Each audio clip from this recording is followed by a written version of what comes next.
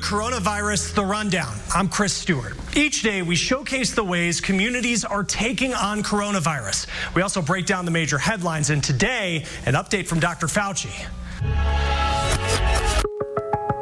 The U.S. should have a hefty stockpile of a potential new coronavirus vaccine by the beginning of 2021. By the beginning of 2021, we hope to have a couple of 100 million doses. Dr. Anthony Fauci says the first vaccine candidate should go into final trials this summer. The plan is to start creating doses of the vaccine before it clears the trial. That way, it can be distributed quickly. 2.8 million people lost their jobs in the private sector in May. That's according to payroll company ADP's new national employment report. It says companies have cut 22.6 million jobs since March. The report says large businesses with more than 500 employees accounted for more than half of May's job losses. Coronavirus hospitalizations are falling in almost all states. The COVID tracking project says the number fell from 40,000 in mid-May to 34,000 on June 1st. Its newest numbers show drops in the hardest hit states, but CDC data shows hospitalization rates in several states are either stagnant or still rising. Experts worry that as states reopen and protests continue, cases will continue to rise. As protests continue in all 50 states, there are concerns about a higher risk of coronavirus spreading. The former commissioner of the FDA telling CBS News that he thinks the chain of transmission will light up at these gatherings, and doctors say that we may see a spike in cases in just the next few days. We can tell you that the incubation period for the virus is 7 to 14 days. So we would expect to see an increase in approximately 7 to 14 days from the start of that activity. So we're gearing up for that. Now, protests aren't just hotspots for spreading the virus because of the amount of people in one place. Public health experts say factors like pepper spray and tear gas play a part. And that creates coughing and irritation, and people will be expressing even larger amounts of droplet nuclei, and then they'll be touching their eyes and their faces. Then you think of people who are arrested and then put in patrol cars or jail cells in close quarters. Now, it's not just the people who are going to the protests who are at risk. The people they live with are too. Experts want protesters to bring things to keep their hands clean, and families need to be aware of possible symptoms and get tested if needed. And if a family member gets coronavirus, everyone in the household should quarantine. Now, if you've been thinking about buying a car, experts say now is the time to shop. Dealers are offering more incentives to get drivers back on the road, and because of coronavirus, you can stay home and find a good deal. Alexa Liaco spoke with experts to see how the pandemic is putting buyers in the driver's seat. It's the way the world is going now. You know, everything's online. ICU nurse Stephanie Given badly needed a new car. We needed that second vehicle, the more reliable vehicle. Her nearly 15-year-old ride was giving out, but walking into a dealership made Given anxious. So she started her search online. Let down a little bit when I realized the car was in Las Vegas, but it was just a couple seconds and they were like, we can ship it to you. I said, what? You know, that's amazing. Not only did she find the car she was looking for online, she did all the paperwork at home. Kind of had, I guess, a hybrid experience. I did my part online and then came to the dealership to pick up. Given's experience is now becoming the norm. Dealers are making it possible to do everything from shopping to financing from your couch. Several dealers will even drop off the car at your front door. We want to take that scary 4-hour dealership visit that you would expect. And to your point, allow you to do as many things as you want at home. You can do everything from a virtual walk around where they'll walk around the vehicle with like a FaceTime phone call. Carl Brower is an executive publisher at Auto Trader and Kelley Blue Book. He says this new way of doing business is here to stay. I think that's proving to be more efficient on both sides. Brower says the car industry is expecting to see a big bounce back through summer and fall. He says new car sales are down about 31% year to date, but used car sales haven't taken such a hit, down only about 6%. If you're looking for a deal, Brower says do your research and look for combined offers. We see deals like 0% financing, which had gotten pretty rare recently, but we've heard of them before. And then we've seen deals like deferred payments for 3 to 4 months. We've hardly ever seen both of those at the same time. Some dealers are offering longer-term loans too. If you're looking for a new vehicle and one of these 0% for 72, 84-month loans works for you and it's available on the vehicle, that's real money you're saving over that kind of time. Brower says with any purchase, make sure you're financially ready. For Given, she says the car and the price were just right, and the online process sweetened the deal. I did something for me during this time, and I needed to do that. It was a win-win. I'm Alexa Liacco reporting. President Trump is reportedly meeting with teams this week about what the next relief package might look like. One advisor says reforming the unemployment insurance program is a priority. Right now, people on unemployment get an extra $600 per week under the CARES Act. Now, for some, that makes unemployment benefits more than their typical paychecks, and that bonus expires at the end of July. Now, there is a free online boot camp teaching kids about money, and as Monica Morales shows us, the New York-based program is now available anywhere in the U.S. One of the largest hedge funds in the world, Citadel, is now offering a free program to area high school students. It's called MarketWorks. It's an online program that teaches teens about the financial markets and the economy so they can learn how to invest in their futures. I've had kids even start an IRA. They're in high school. That is very cool. Jane Vio has been a math high school teacher at the Frederick Douglass Academy in Harlem for 18 years. Before becoming a teacher, Vio worked in investment banking on Wall Street. She decided to use her background in finance to help her students, using the MarketWorks program with her high school juniors and seniors this year. One of my students, her dad is an accountant, and she started giving him advice about saving for his retirement. There are 5 categories of learning online, from opening up your own brokerage account to how to buy and sell stocks. Vio says the younger you start teaching your kids about finance, the better. Kids have started 529 accounts to start saving for college. Kids have opened up a bank account. There are currently 129 schools in New York City participating in MarketWorks right now. Ray Martinez is the president of EverFi, a technology company driving social change through education, and helps create the program. Our goal here is to make sure that every student, every family, regardless of zip code, has access to really critical knowledge as it relates to personal finances. Because of the COVID-19 pandemic and the need for remote learning, Martinez says Citadel decided to expand the program and is now offering it to any high school in New York City and nationwide. We've done it by partnering with large foundations and the private sector. We have about 34,000 public schools across the country that are using one of our software programs. And the program awards scholarships to 30 students who complete the course and write an essay about what they learned. Now, some people are turning their unemployment into new opportunities. Why one woman decided to open her own business after she was laid off. And the biodegradable mask that could keep millions of plastic ones out of oceans and landfills.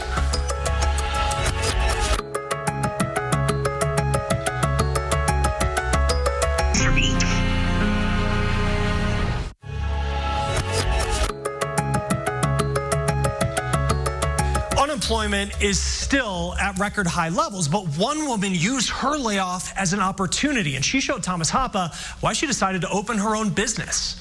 I feel like I'm spreading happiness to people and sunshine, especially in kind of a dark time and uneasy time. My name is Caitlin Howington, and I am the creator of Pints Peak Ice Cream. This is Caitlin's passion. While she's been creating from the soul all her life, her now livelihood of creating ice cream is only a couple months old. I was laid off because of coronavirus, and this has been kind of a concept bubbling in the back of my mind for about 8 years now. I worked in the events industry, and the events industry was one of the first that kind of crumbled and just completely fell apart back in really around mid-March is when, we really started to see people canceling events, and they didn't want to travel, and I knew that I just wasn't going to, I just could see the writing on the walls. I knew it was going to happen. In a climate where thousands of businesses across the country closed, Caitlin made a decision. Well, a pandemic's happening. I lost my job. Let's make ice cream.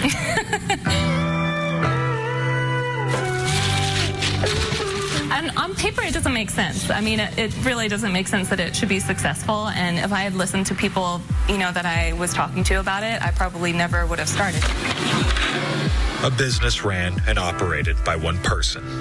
She makes the ice cream and delivers it, about 20 deliveries a day. I didn't order it, so it's kind of a surprise. I'm thinking maybe my kids did.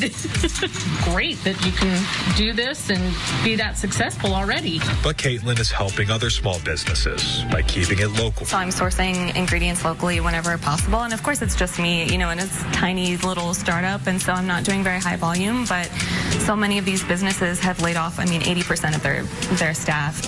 When it gets down to those tiny little numbers, every little bit helps. In a world where so many things have suddenly ended due to the pandemic, it can be uplifting to hear of something that started from scratch. It might never go back to normal completely, and for a lot of businesses it's not. A lot of them are not surviving. So many beautiful things can happen when people are under a lot of pressure and a lot of stress, and I'm hoping that this is one of those stories. I'm Thomas Hoppo reporting. And Canadian researchers say they have biodegradable N95 masks that will save millions of plastic ones from polluting the earth. The Bioproducts Institute at the University of British Columbia created these mask prototypes out of wood pulp and fibers. They're called Canadian masks, or can masks for short. Now, right now, researchers are testing the masks to make sure that they meet safety standards. The next step is to plan cost-effective ways to scale up the operation. A 70-year-old man in Buffalo is volunteering to participate in a COVID-19 vaccine trial. Now, Ray Grossworth will be tested for antibodies, and if he doesn't have them, he'll move on to the first stage of the test and be given either the vaccine or a placebo. Now, the vaccine aims to help people produce antibodies if they don't have them. If I can do anything at all to lead toward a better future with this virus, I certainly want to do that. Now, if Grossworth is selected to move forward in the trial, he'll have 11 follow-up visits. Researchers want to see if and when he develops antibodies and how long they stay in his system. Now, getting food to hungry kids who would usually be in school is proving to be a challenge. And as Chris Connie shows us, a new idea is keeping kids fed while checking on their health as well. And I check the bags, see how many students are there. By the way things look inside this high school cafeteria, you likely wouldn't know there haven't been students here in more than 11 weeks. But I love the kids. I miss the kids. On any other day, in any other year, Kelly Blakesley would have been serving lunches to kids at Algonquin Regional High School in Northborough, Massachusetts.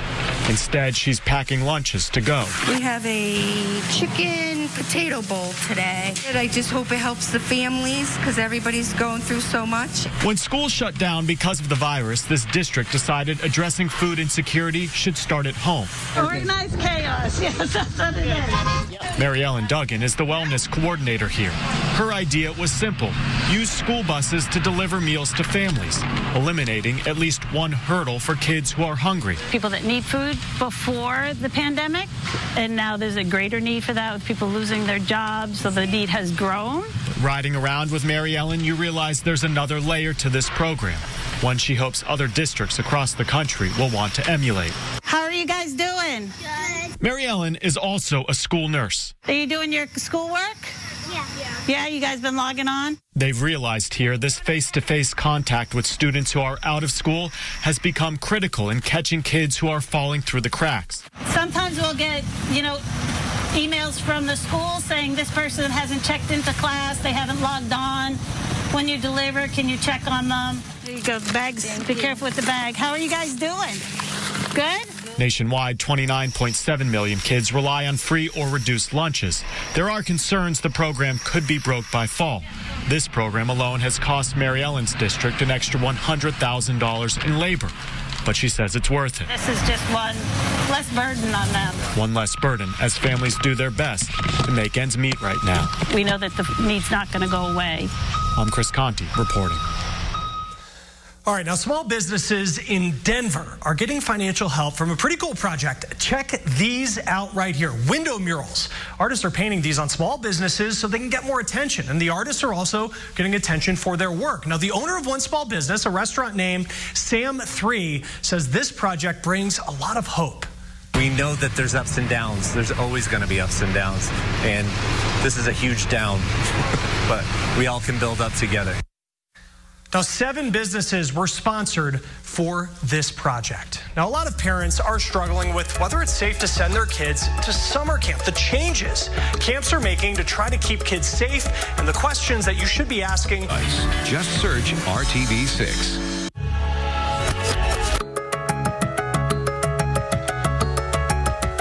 Welcome back. Many parents are struggling with whether it's safe to send their kids to summer camp this year. Lindsay Boach asks experts what they recommend and just how camp will look different now. That's a familiar sound for many American kids. Whether it's just a day camp or an overnight camp, thousands of children get amped up to spend the summer hanging out with old friends, meeting new ones, and doing different activities. But now, a lot of camps right now are trying to make decisions about summer, and they've been trying to do that for quite a while. That's American Camp Association President Tom Rosenberg. The group accredits camps all over the country. He and his team have worked with health experts and the YMCA of the USA to put together new regulations for hosting camp this summer in places where government officials have given the okay. Kids are starved, frankly, just absolutely starved for emotional and social connection. They spend hours online, almost like cast adrift in a sea of screens. Those kids that have screens, but they're feeling a deep sense of loneliness and isolation from their friends. He says the preparation for kids going to camp will start early. Before you even arrive at camp, parents are going to be requested to pre-screen campers for 7 to 10 days before camp begins to make sure that they are well. Kids will be screened every day in the morning and monitored throughout the day. If a camper has symptoms, Rosenberg says the parents will be called and they will have to come get their child. There'll be a focus on campers using individual equipment that is assigned to them instead of sharing equipment.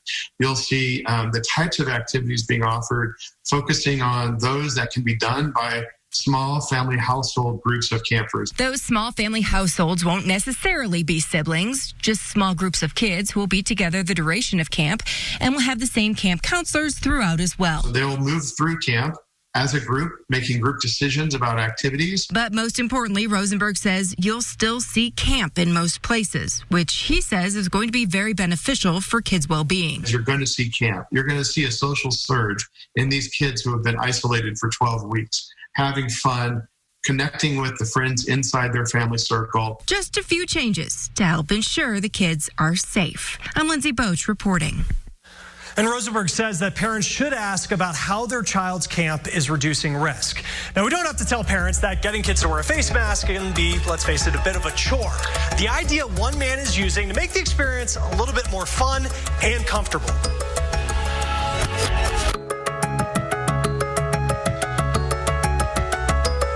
Keller and Keller, right now.